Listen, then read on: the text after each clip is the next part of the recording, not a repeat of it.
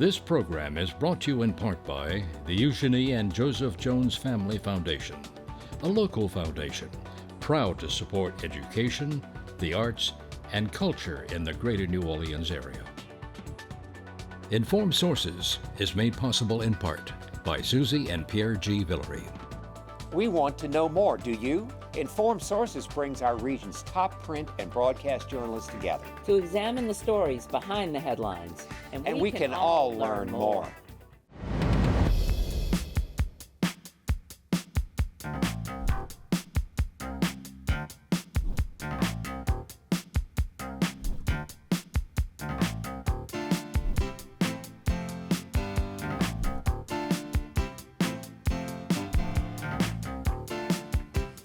Hello, I'm Marcia Cavanaugh. Thanks so much for joining us.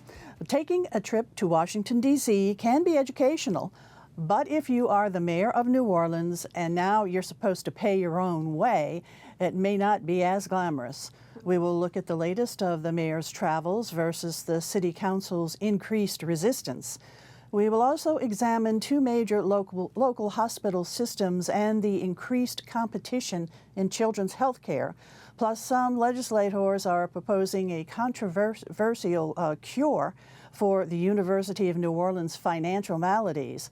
And in Baton Roue, a tragic college incident raises new questions about the dangers of hazing.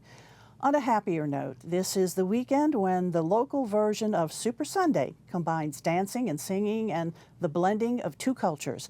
We will join the crowd. Joining us are tonight's Informed Sources, Errol Laborde, producer of Informed Sources, Stephanie Regal, staff writer, The Times-Picayune, The New Orleans Advocate, LeBron Joseph, anchor and reporter, WGNO-TV Channel 26, and James Finn, also staff writer for The Times-Picayune, The New Orleans Advocate. Steph, we're going to go on over to you first, because you had a piece about now this growing competition between our two major hospital systems in child care and pediatric care. What did you find? Right, so Emily Woodruff and I spent a long time looking sort of into the battle between the LCMC health system and the Ochsner health system and how that is really sort of playing out sharply now in the battle for pediatric care, as you mentioned. This is sort of predicated by the fact that Ochsner Health is getting ready to break ground now on a new freestanding children's hospital paid for through the philanthropy of Gail Benson and the late Tom Benson. It's going to be called the Gail and Tom Benson Ochsner Children's Hospital. We don't know what the total size of the gift was, but we do know that the hospital system has filed a construction permit for $150 million. So it'll be at least that much. And Ochsner is very quick to point out that this is not a new children's hospital, but it is a new freestanding children's hospital.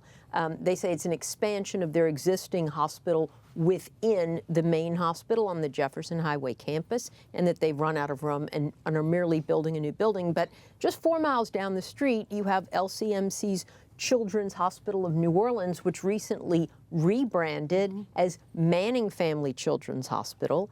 And they've been providing children's care as the only freestanding children's hospital in the market for 70 some odd years. And they are rightfully concerned about the competition that this new children's hospital will present. I mean, competition is generally considered good in healthcare because it keeps prices in check and you have more options. You know, it opens up access for patients. But in children's care, it's a little bit different because only really the sickest kids go to the hospital and need some of these super specialized procedures. And so if you have a pediatric cardiologist who does, open heart surgeries on little bitty kids or liver transplants or things like that, you're only doing a handful a year. And Louisiana is a very small state, and New Orleans is a small, and we hear every day, shrinking city without that many sick kids. And so the concern is that you're going to dilute the market, and it's going to be harder to attract specialists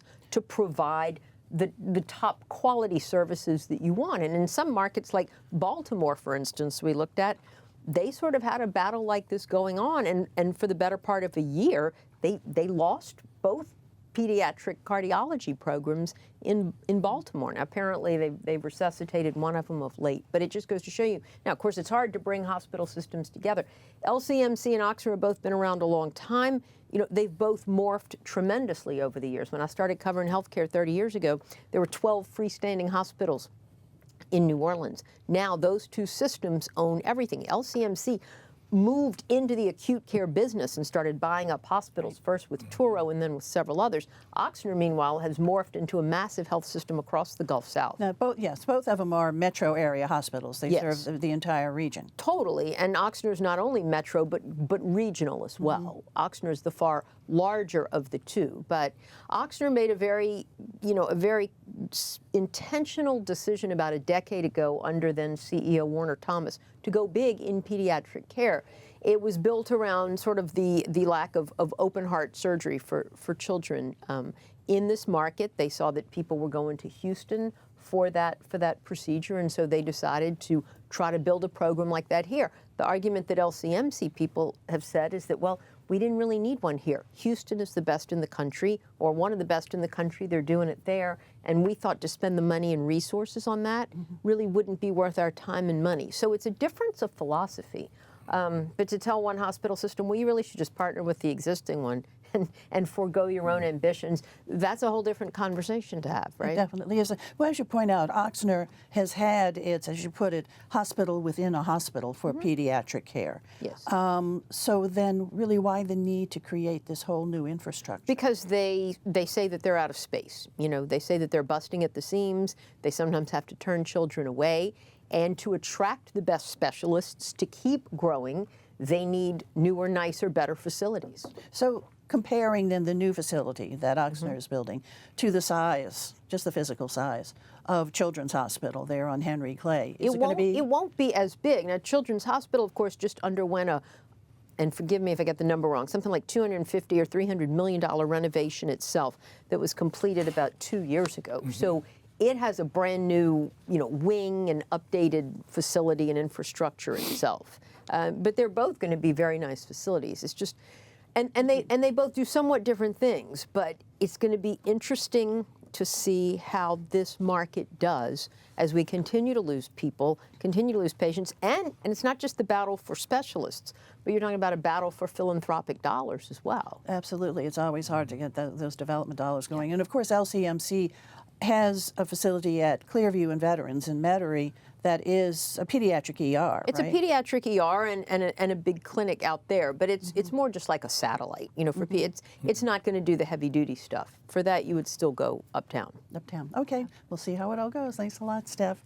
Okay, coming up next, we go on over to Laborde because just such a sad, heartbreaking story out of Baton Rouge, but that affects us certainly here locally because a young man who grew up in Kenner lost his life to hazing. Yeah, Caleb Wilson, 20 years old, apparently a Southern University student, but apparently pledging to become a member of Omega Psi Phi fraternity, one of the D9, Divine Nine of the larger fraternities, certainly in the African American community. These fraternities have a tremendous legacy of service and do an awful lot of work, almost like church groups and all, across the country. But there's also the other side of that. And, for younger folk, we've all been 20, 24, 25, and probably not thinking the best, but there is initiation to get into these fraternities and sororities.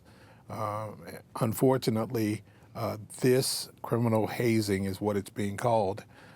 Should have been, and according to many folks that have commented on this, hey, we've been down this street before.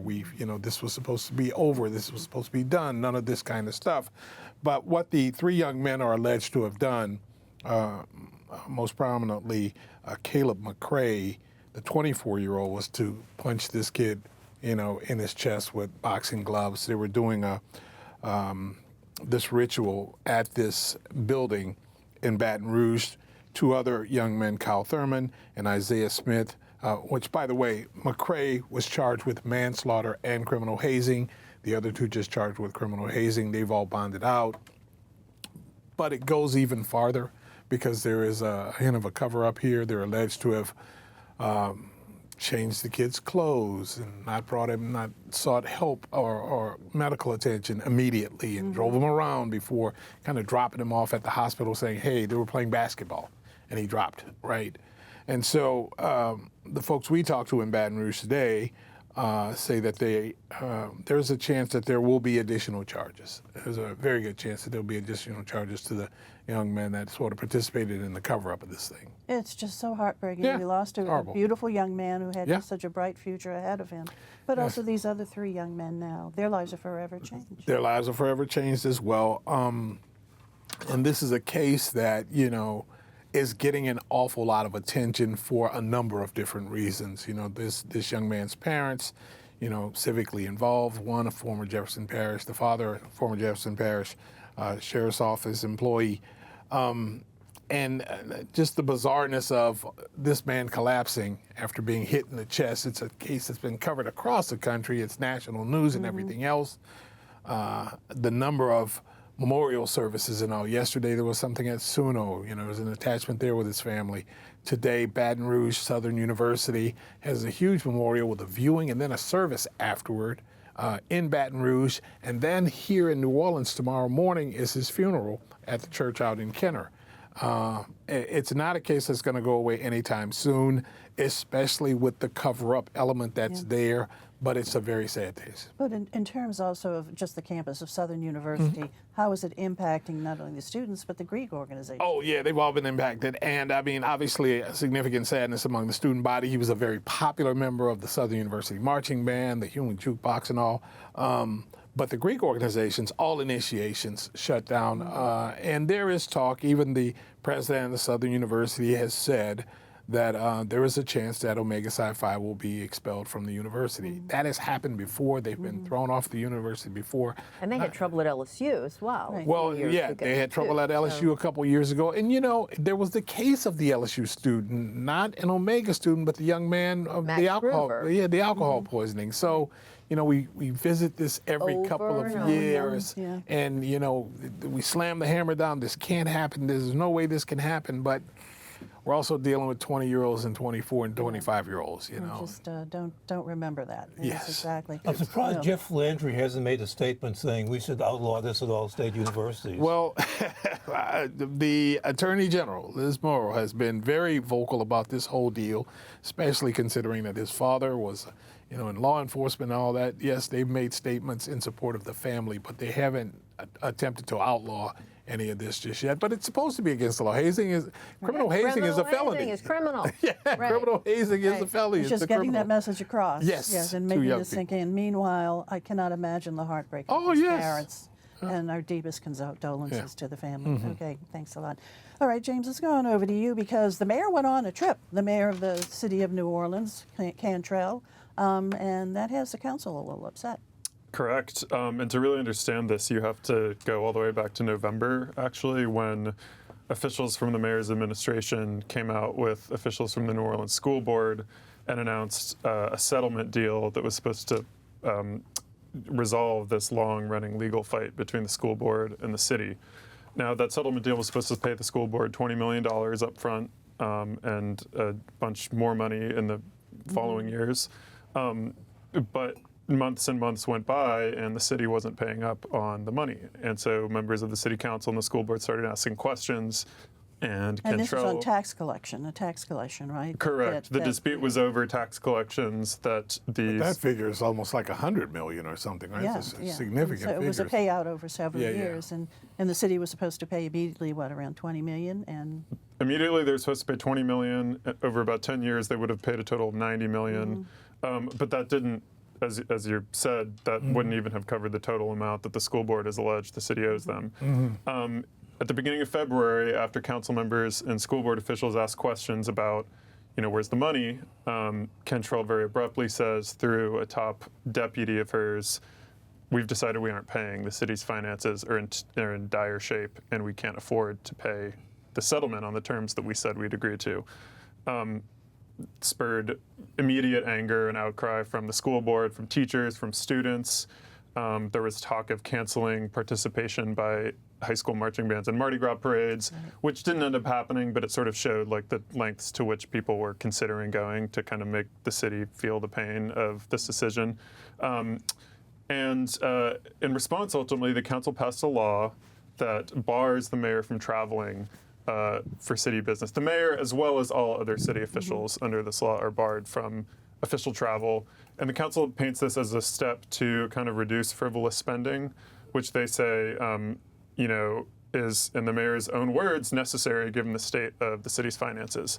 The mayor, about 10 days after that law was passed, put out a statement saying she would be in Washington, D.C.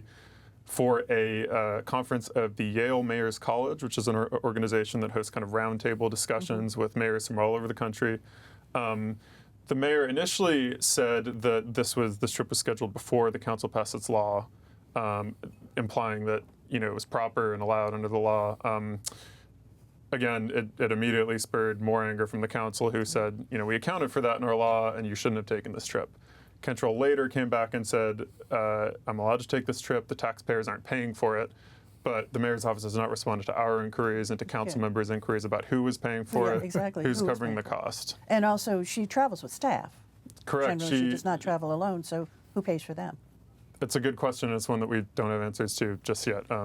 She travels with security staff. She presumably travels with aides, and it's unclear if, you know, the conference is paying for all of those folks, travel, lodging, food, drink, or whether they're going to ask the city to reimburse them. And that's really set up the latest showdown between the council and the mayor. Whenever mayors go to these sort of gatherings and these seminars, where they're supposed to discuss and advise and learn things, do they ever come back here and issue a position paper, like to the media or to the council, or Here's what we learned, saying, here's what we learned?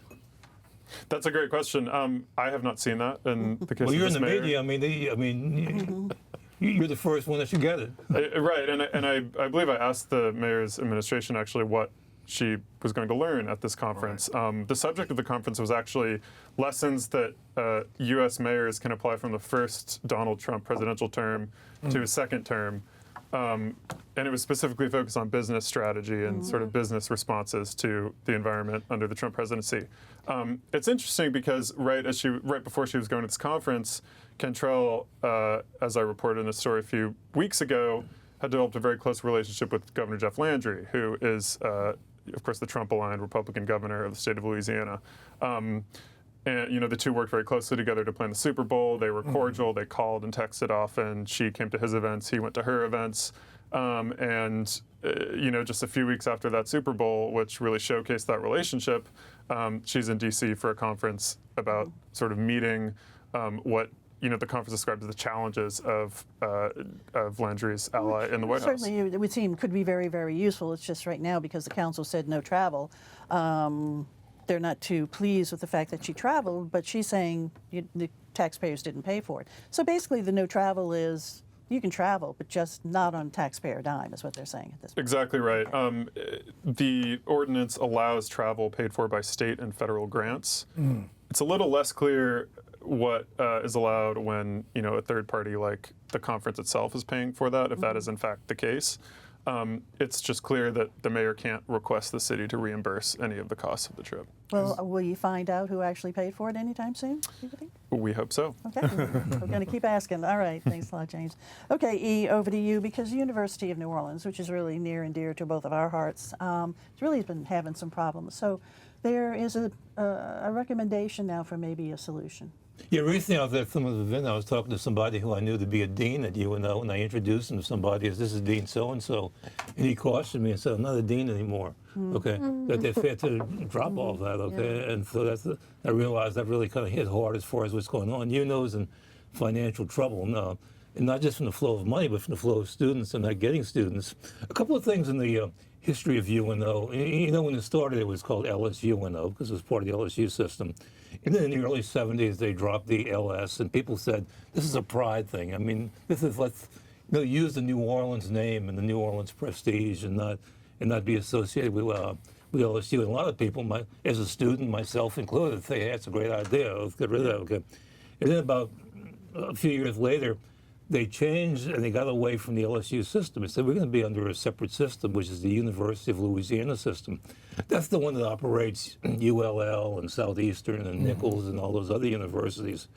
And that doesn't seem to have been very much of a success. I mean, people are saying it hasn't done what it did. And what people are saying is that the LSU system at least has power. It has a huge alumni association. It has prestige. And now there's some legislators, Cameron Henry, who's the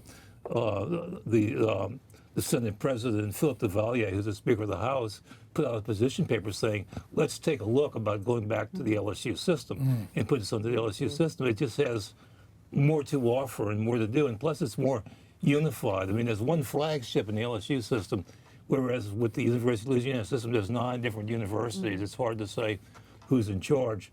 Left unspoken is, do you put back the LSU? Now, I know a lot of people would oppose that. Yeah. I kind of think, and I know this is heresy, it might be better in terms of recruiting people, because I think to 18 and 19-year-old kids, who think about where to go, the association with LSU probably means more than the association with the city of New Orleans. But we should point out that University of New Orleans, after LSU was dropped in the 70s, remained in the LSU system. It For a didn't while, change yeah. For a long while, really, not For a until while, post-Katrina. and then they changed it to the University of Louisiana system, and so it became a different thing. Then you stopped having chancellors, you had presidents, and there's been kind of a rotation of presidents. And so it's a very difficult thing. But the fact that they're renewing this discussion and thinking, should we go back to the LSU system? And then there's another proposal that's kind of floating out there, and that is one about maybe merging the operations of Delgado and UNO and Southern New Orleans, and they have different levels of participation there. But the feeling is that something just has to be done. But immediately, though, we'll be just hearing the talk about UNO going back into the LSU system. That's the because immediate plan, one yeah. issue too is recruitment, getting the students there, and LSU has a really big recruitment apparatus. So we'll see where that goes. They do. And best luck to UNO. Yeah, I think that would It's be important. the first step. And I think where it is now is they're having the Board of Regents do a study about the financial feasibility. But one thing's clear, something's got to be done. Something has to Okay, be done, yeah. Because UNO is important to this Yeah. community and to so many people.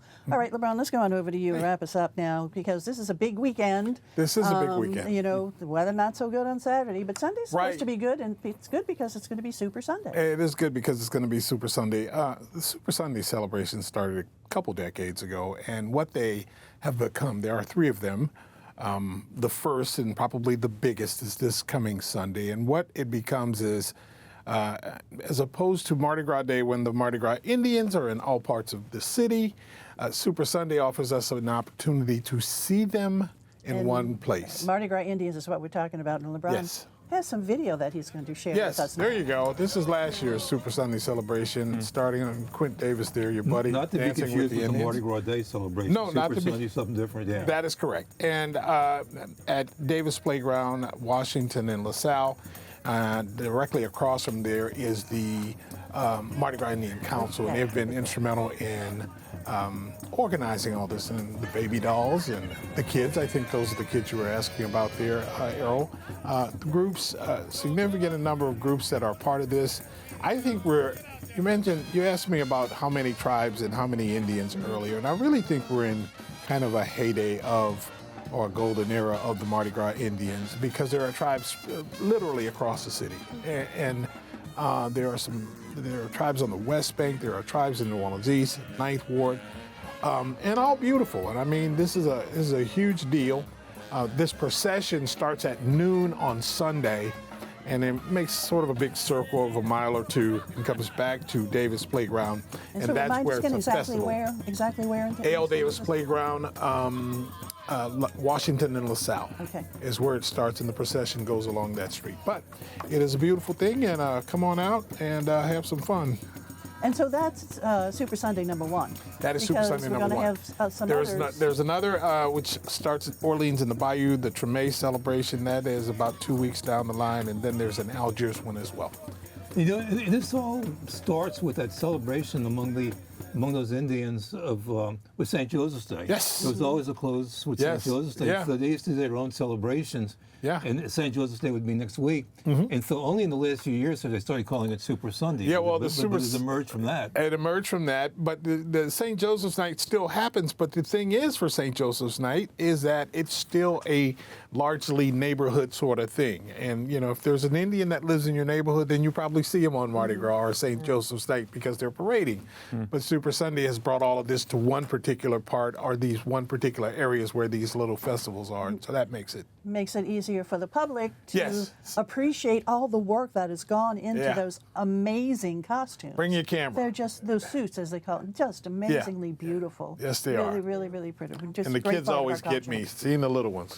That does Yeah, it yeah, for me. right, right. The little beautiful. ones too, getting groomed young to do it, and so much work that goes into making those suits. Yeah, thousands of dollars. And you know, the work of the Mardi Gras Indian suits actually have become a bit of, I won't say a cottage industry, if you will, because each Indian or each group does their own stuff.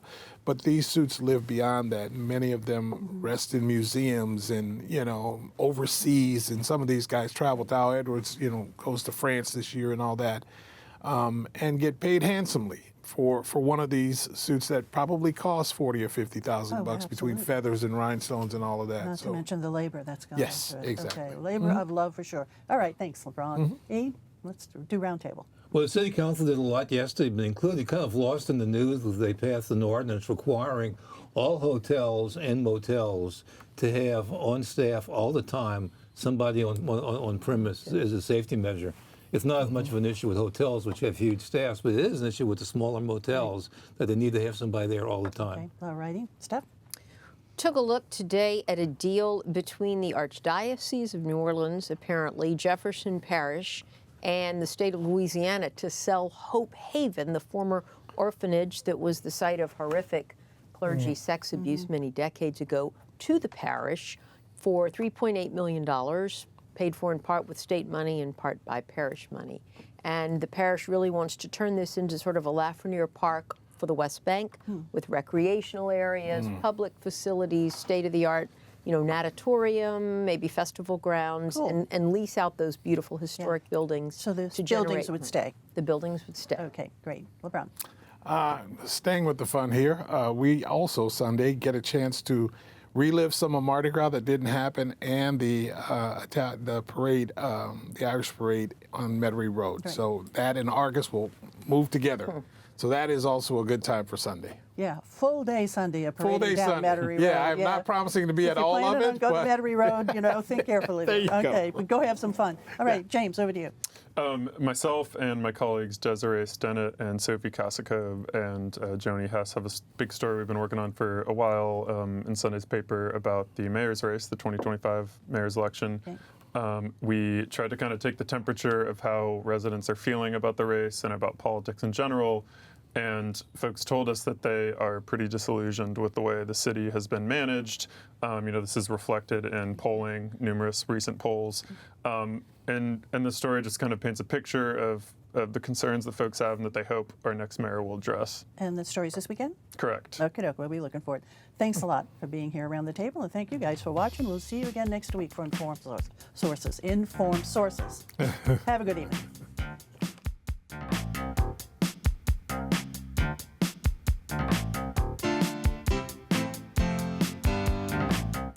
Informed Sources is made possible in part by Susie and Pierre G. Villery. From Masterpiece to Nova, Antiques Roadshow to Agatha Christie, And of course, stepping out and inform sources. we are pleased to support public television It's been our passion. for a lifetime. This program is brought to you in part by the Eugenie and Joseph Jones Family Foundation, a local foundation proud to support education, the arts, and culture in the greater New Orleans area.